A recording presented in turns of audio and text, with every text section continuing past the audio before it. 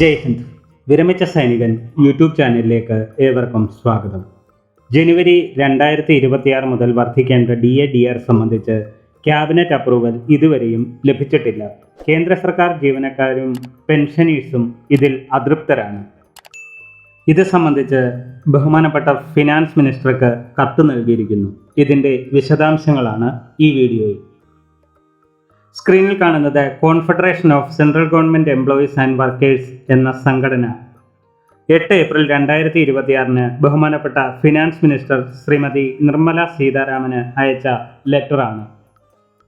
ഇതിൻ്റെ ഹെഡിങ് DA/DRന്റെ പ്രഖ്യാപനം സംബന്ധിച്ച്.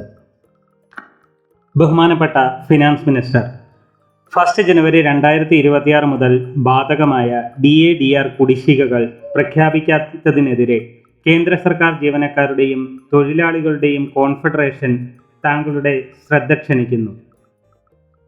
സാധാരണയായി ഇത് മാർച്ച് അവസാന വാരത്തിൽ പ്രഖ്യാപിക്കുകയും 3 മാസത്തെ കുടിശ്ശിക ഏപ്രിൽ ആദ്യ വാരത്തിൽ നൽകാറും ഉണ്ടായിരുന്നു.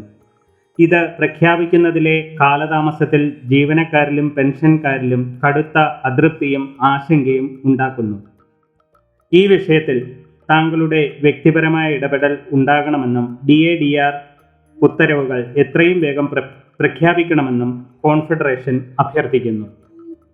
ഇതാണ് ഈ ലെറ്ററിൻ്റെ ഉള്ളടക്കം. കേന്ദ്ര സർക്കാർ DA/DR സംബന്ധിച്ച ക്യാബിനറ്റ് അപ്രൂവൽ ഈ ആഴ്ച നൽകാത്ത പക്ഷം ഏപ്രിൽ മാസത്തെ പെൻഷനും പഴയ DA/DR ആയ 58% തന്നെ ലഭിക്കാനാണ് സാധ്യത.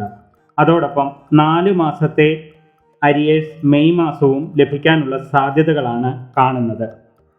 വീഡിയോ ഇഷ്ടപ്പെട്ടാൽ ലൈക്കും സബ്സ്ക്രൈബും ചെയ്യുക, സുഹൃത്തുക്കൾക്ക് ഷെയർ ചെയ്യുക. മറ്റൊരു വീഡിയോയിൽ വീണ്ടും കാണാം.